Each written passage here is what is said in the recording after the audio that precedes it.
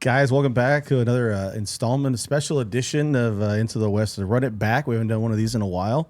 Yeah, I know. We're preparing ourselves, gentlemen, for the second season of The House of the Dragons. That's going to be on the HBO Max very soon in the coming weeks.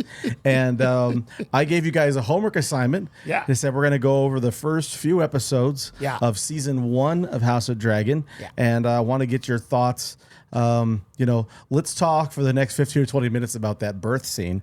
And I'm just kidding. I tell you, I forgot that happened in it. Tell me about what you thought about this series early on. What were you thinking? How were you feeling about it? I thought that especially the first episode, what was the first episode called? It was called The Heirs of the Dragon. It was what it was called. I thought, as far as the first episode to introduce this show and to introduce these characters, I thought it was absolutely brilliant. Yeah. Like, I thought it moved along at a great pace. It was great storytelling. And for how many, what was to come, it really set the stage for who was who and who was important and who, and how brutal this time period was and how important succession is to, all involved. I mean, it's they're already starting this chess match between, houses and the need for a son to be a successor, to be the king. Mm-hmm. I'm sorry, am I amusing you, Paul? Well, I was going to say, Paul, that between the first and second episodes, I didn't even say anything. Paul didn't even speak yet. Between the first and second episode is probably the shortest time jump until we get to the end of the first season, because it's only like 6 months has passed. Are we talking about episode 2? I'm talking about episodes 1 and 2. There's like a 6-month time gap, whatever, because Rhaenyra is still mourning the loss of her mother. The king is still dealing with losing his infant son and wife. Yeah, and we're getting to see the beginning of the craziness that levels that there is to Targaryens. Yeah. First of all, how dare you? I was giving you eye contact, listening to every word you said, and you yelled at me. Whatever, dude. I'm going to tell my mom. Go ahead. Anyways. Tell her what. She'll probably side with me on this that's one. Probably very true. mean. But no, I really enjoyed the first episode of this. Sorry. And I didn't really know how much I was going to like it. Because, you guys know I'm pretty hot and cold on the Game of Thrones stuff. Mm-hmm. But I think the thing that really carries the first episode or so is Millie Alcock. She's great. Yeah. And all the things she's getting involved in because of House of Dragons makes me really happy. Like with Supergirl, and which is awesome. Like I can't. And small tangent. The other girl who was in the running, she would have been great for it too. I can't remember her name off the top of my head. But so I think that it was J-Lo. Yeah, it was J-Lo. But yeah, her character and her friendship with Alicent really kind of sets the seed of kind of the interesting character work that they do in here. And that's kind of, for me, has always been what the Game of Thrones stuff does best. Yeah, the visuals are cool. Yeah, there's a bunch of planting the seeds for them being angry at each other. And they have the big moments and the oh my gosh moments. But those moments don't happen if the character work isn't strong. And I think just her dad ending up being with Alicent and kind of the wedge that slowly gets driven between those two. You can see those seeds being planted in just the first episode of And then what's his name? Matt Smith is Damon. He's great. I mean, even the things about the show that make me go, I don't know if this is for me. Not bad, but I don't know if this is for me. He is phenomenal in doing those things. He is engaging. And this doesn't become a problem until the later episodes, but that was one of because Rhaenyra, she grows up so much, and Matt Smith Daemon looks exactly the same for like 20 years. And I'm like, I don't know. But yeah, I think the setup for it and all the kind of the jump ball for the throne and in the future to come is really interesting stuff. Yeah, and it's set up, I think when Daemon is telling Viserys in this first episode that he just basically speaks to him any way he wants. I know they're brothers, but really, he's still, he speaks to his brother who is the king, Viserys, just any manner he wants. He does eventually say, "You're great. You're gonna at least call me your grace." I'm the king here. You can't just speak to me however you want. But he still finds a way to do that in this episode. And it comes off as truly believable. He says, "You are weak. You are a weak king," and everybody knows he doesn't believe in his. And he believes that the people around you are just sycophants who are going to use you for their own gain and own benefit, and that's what Game of Thrones is all about. Like Alicent's dad, Otto, Sir Otto, which is he's already telling Alicent in this first episode, like, go console the king, hang out with him, and put on your mother's dress. Yeah. Go play a mixtape with Johnny Gill on it. See, and that's get over there. That's the kind of thing for me that I'm like, get over there, baby. Like, all right, bro. My. But Gill. So I'm curious for I'm just gonna let him go. Got me saying, for you two who were a little more invested in Game of Thrones than I was. I watched the final season. I watched like the first 3 or 4 seasons. And then my buddy was watching the last season when that finally came out, and I was like, I don't really care that much, so I'm just going to watch it with you because we're hanging out, and so whatever. Yeah. So I wasn't as attached to the possible ending. So upon watching the finale of Game of Thrones, I was like, that was all right. Like, I thought it was okay. And then coming into this, I was like, sure, I could do with more of this. But for you two, who were probably a little more like, what are we doing here at the end? Where was your excitement level, and was it met or exceeded by this first episode? By the first episode of this, when you watched the first episode, did you go, considering how bad it ended, I'm locked back in, or no, they still need to prove a little bit to me in the coming episodes? I think that they're going to be leaning fully into you're diving deep into a certain house. And you're getting callbacks that are happening almost 200 years. They're going to be happening almost 200 years after the fact. They say, I think in the first couple of screens of the first episode that this is 170 or 170 years prior to Dany being born. Yeah. So you're getting to see the roots of what makes the Mad King down the road, and what makes these people so insane and narcissistic and incestuous and inbreeding, all crazy time. Like they're lunatics. And it's about protecting that bloodline. And you wonder if at the beginning, when they've sort of denied Rhaenyra her birthright, that if he had just pivoted and just made her the heir from the beginning, that everything could have been set, right from the beginning, that they wouldn't have had all of these other issues as a result. And it's showing you that in fact is true. It's true. Because it's a mess. Frank, especially since everybody in that room on Viserys's court, I mean, they're all telling him what he should be doing. They're all telling him and they're all trying to manipulate something behind the scenes to get them in front. They're kind of blasting Daemon for doing this and that, and then they're kind of going up to him like, "Well, you should be doing this." Yeah, it's like you just criticize him for speaking, disrespectfully to the king, and then maybe you should do it this way.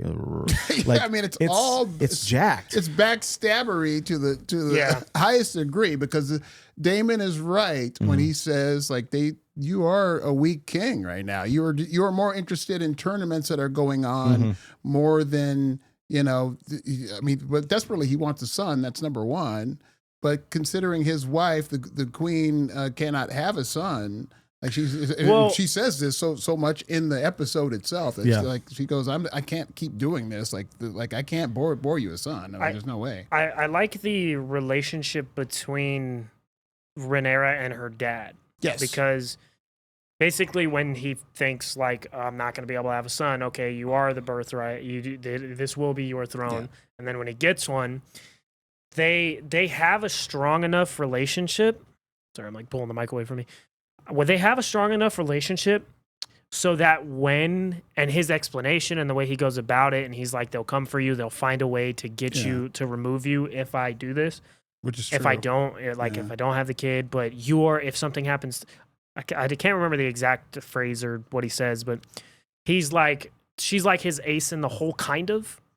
Like for... It gets people off his back. Yeah. That's number one. And, but they have a strong enough relationship so that when he does things that like almost actively assassinate what she's trying to be and do, she doesn't completely turn on him yet, because she does have a decent enough relationship with him to where you're like, why doesn't she just flip the script on homeboy and do something crazy? Because the character work again, it's not that simple between the two of them.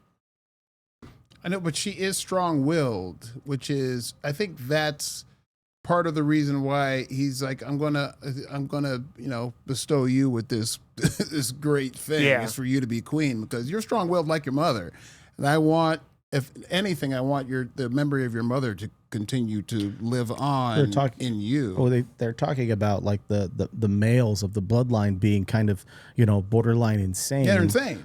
But the women have their own claim to Crazy Town as well, because we saw what happens with Dany down the road generations later, that she can go full crazy if she wants to. And you get a glimpse of that in the later episodes and like towards the end of this first season, with Rhaenyra, is that she can be, she kind of realizes her role is that, she's kind of like, she's Mama Bear. Right. Or she's Mama Dragon, like she's getting ready to kind of drop the hammer on everybody, and you see her go full crazy, and I can kind of I appreciate that fact that it comes full circle for her, that she's starting to assume her role and her power. It's just, she's not going to take anything lying down. I mean, I don't think you didn't finish the first season yet. This is your watch through now. 5 episodes into the 8 episodes. So I'm interested to see what you say next when we get together for the next installment of this, as far as how you think the season ended up. I know we're going to get lots of dragons. They've been telling us that for a year. Sure. We're getting lots and lots of dragons in this second season. And I think that will be, there's certain callbacks. I don't know if I fully committed to a rewatch for the original Game of Thrones, because I love the show, but then I always think like, I ought to watch it until the end, and then I get mad when I watch the end, and it's not mad. I did do a rewatch recently though I did during COVID. I rewatched the whole thing again, I think. So probably due for it. But in this show, I mean, when the queen is dead, and you say Hank? What did you say? Queen Hank. Queen Hank or King Hank? No, when the queen is dead and his son is dead, and he brings Rhaenyra into his chambers, like where he has Legos. Yeah, where he has his Legos set up, and the Death Star Lego set is put up. And he says, what do you see? With a Starbucks coffee cup. You see this giant dragon skull, in the room. He says, what do you see when you look at this dragon? She goes, I see us, because we are so tied with these dragons, and whoever controls dragons controls the world, He's just like, forget that. forget about all that. Because, bump that. Yeah, bump that. Just because we are individuals, but we are tied to this as well. But we are individuals, and believe me, everybody's going to be coming for you because of it. Because of these dragons here, so what I mean. When it comes to, I know what you mean. You know what I mean. You what? But so with the dynamic with Daemon and the king, so I remember while watching it, I'm like, I think that Daemon isn't wrong about the king, but I definitely don't think that Daemon is the guy that should take his place. Of course not. Because he wants power. Why can't I remember his name? We just kept saying it. The king. Viserys. He might be weak and a little, like, I think he might come across as a little bit of a pushover. He might be but he's crazy. trying to rule almost like Ned Starkian. He's trying to rule in a good way. Like he's trying to be a good ruler. And he hates bad news. Right. That's a problem. He doesn't like bad news. But he's a little bit of a pushover. And then Daemon, he's not a pushover, but who knows what that dude would do if he was in charge. Which is why he eventually winds up doing what he does. Yeah, that's a good point. He's a nut. I mean, he's a nut. And Matt's, I mean, just on like a performance standpoint, I don't think I've ever watched anything with Matt Smith in it and not been like kind of a few of the Doctor Who actors. What's his name? The guy from Jessica Jones. He was also a Doctor Who. David Tennant and Matt Smith. It never, not that House of Dragons isn't a good show, but like whether they're in a good thing or a bad thing, Morbius or whatever, they steal the show every time they're on screen. Like, I think Morbius would be a much worse movie, much less entertaining movie. It's already a bad movie if Matt Smith wasn't just hamming it up the whole time. His acting ability makes it very believable to where it's, I mean, again, Paul already touched on it, that it's not, he doesn't age, but playing off of both actresses that play Rhaenyra, he has incredible chemistry with both of them. Yeah. And it works really well. He's a great actor, and he just owns the scenery when he's in whatever scene he's playing in. He does a phenomenal job. He reminds me of, like, for something that we watched recently, he reminds me of Chris Hemsworth in Furiosa. He comes on screen and you're like, ooh, what's this dude doing? Like, what's going on here? Not just because of the nose. No, not just because of the nose. Because when Daemon comes, like Viserys asks Daemon to come into his chambers, and Viserys is sitting on the throne because he's heard that Daemon is it talking about the baby? Yeah, and he starts talking about the baby. King for a day. Yeah, like that was really heavy, like a heavy scene. Like, and that is a reason to banish Daemon, which what Viserys does. Yeah. To end the episode, that's what Viserys does eventually, is just banish him and his wife to Dragonstone, and go, you need to get out of town. Like, can't have this. I mean, we'll get into like the time jumps and stuff in the coming weeks, but I think as far as the first episode, I mean, as it was coming out, I watched weekly until about the third episode. Because maybe the fourth episode. I might be on the sixth episode now that I'm thinking about it. But I watched a few weeks in a row. But the first episode is the reason I did that, and then the time jumps and everything else, and the stuff you get that you guys know that I'm just like, threw you off a little bit. I could do without watching that. It'll throw, somebody that doesn't know that, like, the time jumps threw a lot of people off, I think, but I thought it was kind of cool. I felt like I lost the connection to the character a little bit, especially since Millie is so great as Rhaenyra. Right. I was sitting there going, oh, I wish she was still playing this character. I get logistically, well, no, actually, maybe I don't get logistically why she couldn't, because Matt Smith could play the same character. But he, like, I guess 20 years for a 30-year-old to a 50-year-old is not the same as 20 years for a 20-year-old to a 40-year-old or whatever the amount of time. Because, like, the time jump is like 4th, 5th, 6th episode, and they do like a 10-year time jump. Yeah. Something like that. I think. Right? Yeah, I believe so. Yeah. Or 8 or 10 or something like that. I mean, it's a good show. I'm wondering how they're going to follow up with a second season. Sometimes when it hits a second season, it should. How many seasons is this show supposed to be? That's a really good question. I don't know how many they would plan to do. I know that HBO wanted to do other stuff in this whole Game of Thrones expanded universe, and Starks. The Jon Snow thing isn't happening. So I don't know. The Night Posse? Maybe the Night Watch Posse? The Night Watch Posse. Maybe. What are they actually called? I think they're called Night Watch. The Night's all Watch. This crap last week, and I called it the right thing. The Night Posse Watch. But the Night's Watch Posse? That's a real thing? I didn't call it the Posse at first. No, they were called the Posse. Yeah. Just Posse. I said the Night Watch, and you guys just looked at me, and I was like, what are they called? The Night Posse? I don't know. It's like you guys just let me spin my wheels until I said something stupid. It's like you know Hall me. Reference in a House of the Dragon review, which is always what we needed. Well, anyway, those Targaryens over there are crazy. Okay. So We're looking forward to reviewing the rest of this first season in the coming weeks prior to the premiere of season 2. Shane, what do you got for the people? You know those people over there. Those people are. Sorry, more Arsenio Hall. Watch your Arsenio Hall show. Like, go back and watch reruns. Now, I got nothing for the people. Just watch House of Dragons when it comes on. Thanks, man. Rewatch the show before the new season starts. I'm hyped to see the new season. I'm hyped to. Shane's endorsing HBO. This is why Shane doesn't do closers. I'm not very good at it, but I'm hyped to watch the rest of the episodes to do this run it back. There you go. How do they find us in King's Landing? Cole? Find us in King's Landing at Intothewestcomics on TikTok, Instagram, not Twitter, YouTube. Like and subscribe. Any of the audio platforms that we'd be on. Like. At Into_comics on Twitter. Subscribe. Like, subscribe. And like Shane said, for those of you who we know are going to watch all the stuff, like Brendan and Nick and everybody, Arsenio. Rewatch the House of Dragons with us and Arsenio Hall. Yeah, watch them over famous, again. Into the West Comics watcher, Arsenio Hall. Is Arsenio Hall alive? He loves the show. He's alive. Yeah. I don't know. My gosh. Why would I? Sure, why he's would alive. I don't know. So Arsenio Hall's still living? But career's rewatch not. the show with us.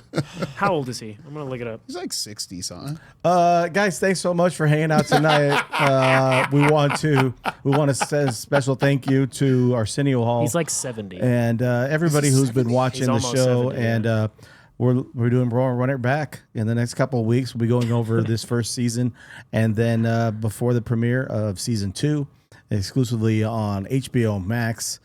And yep. Ooh, the last thing Arsenio Hall did was Coming to America too. That's not good. Ooh, that was a bad movie. It's horrible. Oh, okay. All right, thank you guys. Watch House of Dragon. House of the Dragon. House of the Dragon. See ya. The House of the Dragon. Bye. I love you.